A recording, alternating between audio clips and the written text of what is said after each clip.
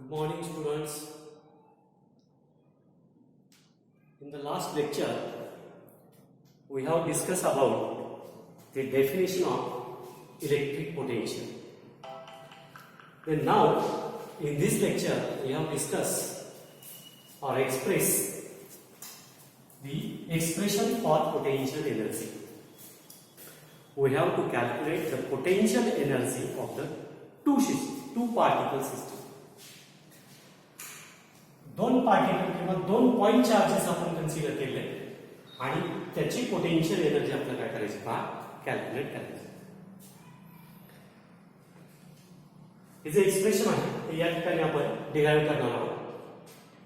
Heading दिलेले पहा, expression for potential energy म्हणजे पोटेन्शियल एनर्जी आपल्याला कॅल्क्युलेट करायची. त्याचं एक्सप्रेशन आपण या ठिकाणी पाहणार. आता याच्यासाठी काय कन्सिडर केलेलं आहे पहा, या ठिकाणी एक डायग्राम आपण कन्सिडर केली. या डायग्राम मध्ये काय रिप्रेझेंट केलेले पहा, तर एक चार्ज कन्सिडर केला आहे. प्लस क्यू चार्ज आपण ओ पॉइंटच्या ठिकाणी कन्सिडर केला. त्याच्यानंतर काय कन्सिडर केलंय, एक प्लस क्यू झिरो हा एक टेस्ट चार्ज कन्सिडर केलाय ए पॉइंटच्या ठिकाणी. नंतर या ठिकाणी फोर्सची डायरेक्शन रिप्रेझेंट केलेली पहा, वेक्टर एफ ए पॉइंट पासून small distance D R consider केलेला आहे against the direction of force. एक पॉइंट बी कन्सिडर केलेला आहे. ओ पॉइंट पासून बी हे डिस्टन्स R2 कन्सिडर केलेला आहे आणि ए पॉइंट पर्यंतचे डिस्टन्स आपण किती कन्सिडर केलंय, R1 कन्सिडर केलं.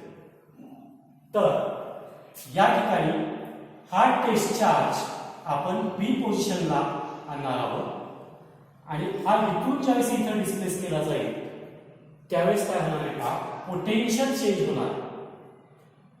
आणि पोटेन्शियल चेंज झालं म्हणजेच या ठिकाणी वर्क डन होणार आहे आणि ते पोटेन्शियल किती आहे किंवा पोटेन्शियल एनर्जी जी आहे, चेंजिंग पोटेन्शियल एनर्जी, ती आपल्याला काय करायची पहा, कॅल्क्युलेट करायची. तर पाहिलं नोट्स मध्ये आपण या ठिकाणी काय कन्सिडर केलंय, consider a charge plus q placed at point O. O पोझिशनला आपण प्लस क्यू चार्ज कन्सिडर केले. त्याच्यानंतर पहा, let plus q zero be small test charge brought from point A to point B at the respective distances R1 and R2 from O.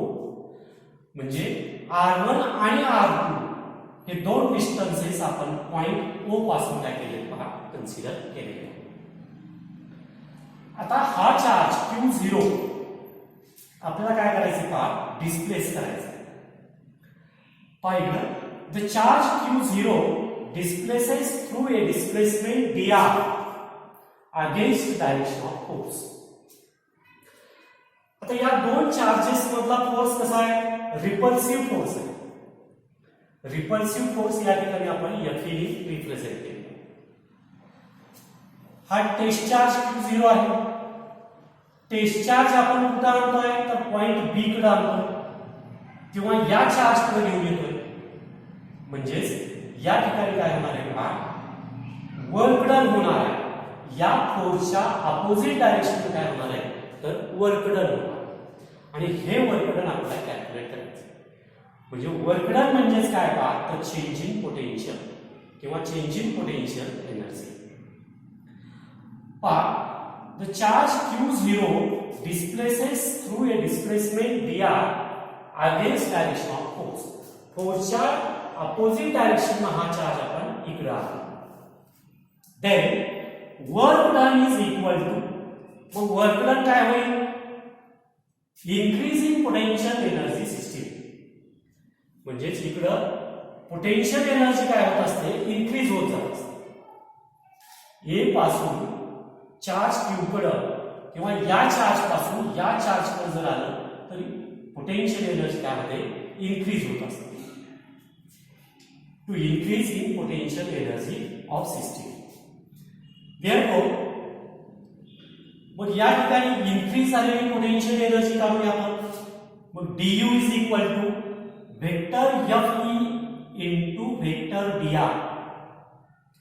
म्हणजे changing potential energy, इथली potential energy आणि इथली potential energy जी आहे ती change होते, म्हणजेच work done होतं. म्हणजेच ते काय कन्सिडर केलं आपण पहा, तर du is equal to vector Fe dot vector dr. याच्यावर परत काय कन्सिडर केलं आहे, तर du is equal to minus Fe dot dr. म्हणजे याचं मॅग्निट्यूड आपण कन्सिडर केलं. आता इथं निगेटिव्ह साइन घेतलेला आहे आपण. निगेटिव्ह साइन काय इंडिकेट करतंय पहा, तर negative sign indicates that displacement is against the force. म्हणजे डिस्प्लेसमेंट इकडे आहे आणि फोर्स या डायरेक्शन, हे दोन्ही एकमेकाच्या कसे पहा अपोजिट आहे. म्हणून या ठिकाणी आपण काय कन्सिडर केलंय, निगेटिव्ह साइन कन्सिडर केलं. त्याच्यानंतर पहा, हा जो चार्ज आहे Q0 हा आपण काय केलाय पहा डिस्प्लेस केला. मग when charge Q0 displaces from initial position A to final position B, हा चार्ज Q0 A पोझिशन पासून कुठे आणलेला आपण फायनल पोझिशन B ला आणलेला. मग पोटेन्शियल एनर्जी काय होईल, चेंज होईल. Changing potential energy is delta U. म्हणजे पोटेन्शियल एनर्जी काय झाली पहा चेंज. इथं पोटेन्शियल एनर्जी कमी आहे, इथं पोटेन्शियल एनर्जी जास्त आहे, म्हणजे पोटेन्शियल एनर्जी मध्ये काय झालं पहा बदल. मग ही टोटल एनर्जी किती चेंज झाली ते आपल्या या ठिकाणी कॅल्क्युलेट करायचं. Potential energy delta U can be obtain bye integrating du. मग या ठिकाणी आपण जी du एनर्जी कन्सिडर केली आहे याचं जर इंटिग्रेशन घेतलं तर आपल्याला या दोन पॉइंट मध्ये चेंज झालेली पोटेन्शियल एनर्जी काय करता पहा कॅल्क्युलेट करता येते. मग या इक्वेशनचं काय करूया आपण इंटिग्रेशन घेऊया. Therefore, delta U is equal to integration from limits R1 to R2 du. Therefore, which is equal to integration du ची किंमत मांडा minus vector Fe dot vector dr. आपण या ठिकाणी काय केलं पहा की du ची किंमत या ठिकाणी इंटिग्रेशन मध्ये पुट केली आणि या ठिकाणी हे इक्वेशन तयार आहे. परंतु हा जो फोर्स आहे किंवा हा जो फोर्स कन्सिडर केलेला आहे हा फोर्स काय करता येतो आपल्याला कॅल्क्युलेट करता येतो. We know that is Coulomb's law. According to Coulomb's law, the force between 2 point charges is given by the Coulomb's law. मग Coulomb's law नुसार फोर्स कॅल्क्युलेट केला. Fe हा जो फोर्स आहे रिपल्सिव्ह फोर्स तो फोर्स आपण कॅल्क्युलेट केला. Fe is equal to minus 1 by 4 pi epsilon 0 into Q0 by R square unit vector R, where R is unit vector in the direction of R. म्हणजे हा unit vector consider केला आहे कुठल्या डायरेक्शननं, तर या R च्या दिशेने डिस्टन्सच्या दिशेने आपण काय कन्सिडर केला आहे या ठिकाणी युनिट वेक्टर R कन्सिडर केला. And negative sign indicates that, आणि इथलं जे निगेटिव्ह साइन आहे हे साइन काय इंडिकेट करतं पहा, तर R डिस्टन्स आणि force R and F are opposite. Force आणि डिस्टन्स हे कसे एकमेकाच्या अपोजिट डायरेक्शन आहे हे या इक्वेशन मध्ये आपण रिप्रेझेंट करू. आता या ठिकाणी या फिगर मध्ये आपण काय कन्सिडर केले पहा, दोन चार्जेस कन्सिडर केले. एक चार्ज प्लस क्यू आहे आणि दुसरा चार्ज कुठला घेतलाय आपण प्लस Q0 हा चार्ज कन्सिडर. म्हणजे दोन चार्जेसची सिस्टीम आपण कन्सिडर केली. मग त्याच्यासाठी जे एक्सप्रेशन आहे ते एक्सप्रेशन या ठिकाणी आपण कॅल्क्युलेट करतो.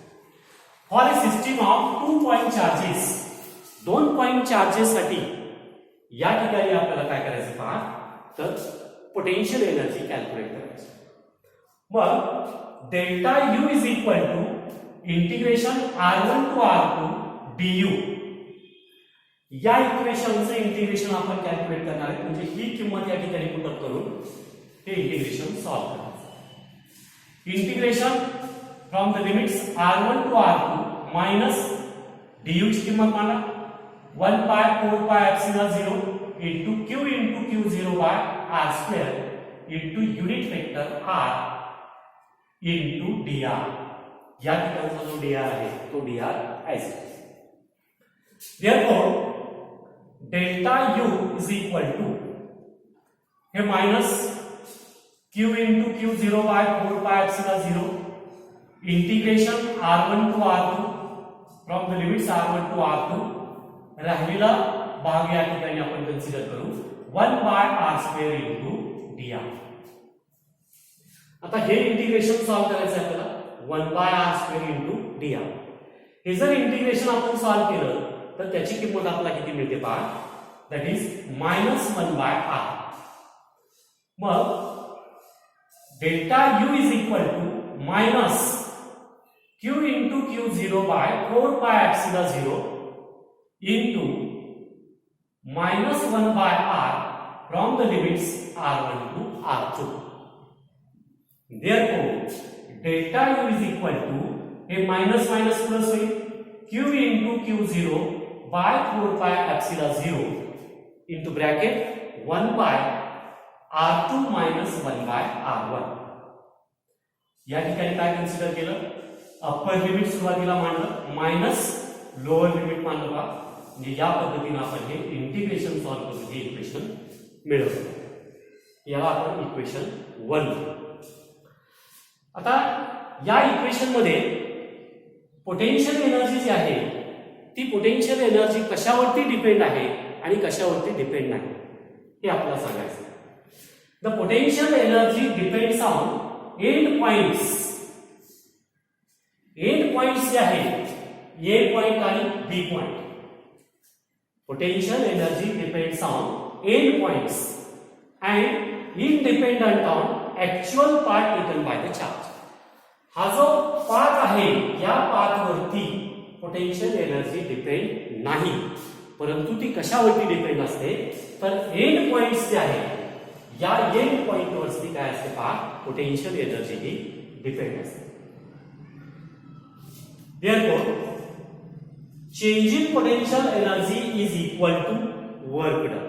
म्हणजे पोटेन्शियल एनर्जी चेंज झाली म्हणजेच काय तर work done, that is WAB. Charge आपण ए पासून बी पर्यंत काय केला पहा, डिस्प्लेस केले. म्हणून work done WAB against the direction of force. या फोर्सच्या अपोजिट डायरेक्शनने वर्क डन होणार आहे आणि फोर्स या डायरेक्शन.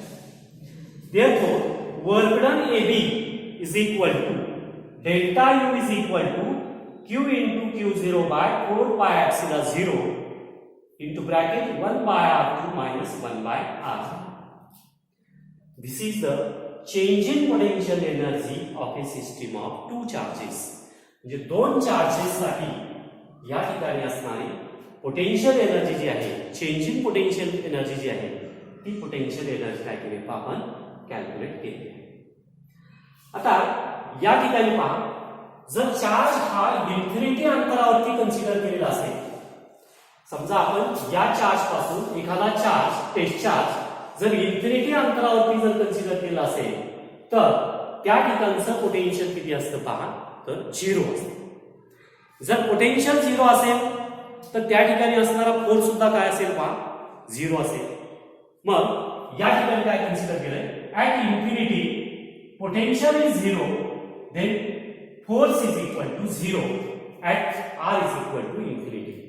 म्हणजे डिस्टन्स जर इन्फिनिटी कन्सिडर केलेला असेल तर त्या ठिकाणी काय असतं पहा, फोर्स सुद्धा 0 असतो. thus याच्यावर आपल्याला काय सांगता येईल, फॉर 2 पॉइंट चार्जेस Q1 आणि Q2, समजा दोन चार्जेस कन्सिडर केलेले आहेत Q1 आणि Q2. या दोन चार्जेस ऐवजी आपण दोन चार्जेस कन्सिडर केले, चार्ज Q1 आणि charge Q2 are separated by distance r. हे दोन चार्जेस आर एवढ्या डिस्टन्स वरती जर कन्सिडर केलेले असतील तर पोटेन्शियल एनर्जी काय देता येईल आपल्याला, then potential energy of the system is given by. मग पोटेन्शियल एनर्जी या ठिकाणी किती मिळेल पहा, तर R1 ची किंमत आपण किती घेतलेली आहे, इन्फिनिटी एवढी मानली, आणि R2 ची किंमत किती मानली आहे पहा, R एवढी. मग या दोन किमती या इक्वेशन मध्ये जर पुट अप केल्या तर आपल्याला या ठिकाणी इक्वेशन काय तयार होईल, that is u of r is equal to 1 by 4 pi epsilon 0 into q1 q2 by r. This is equation number 2.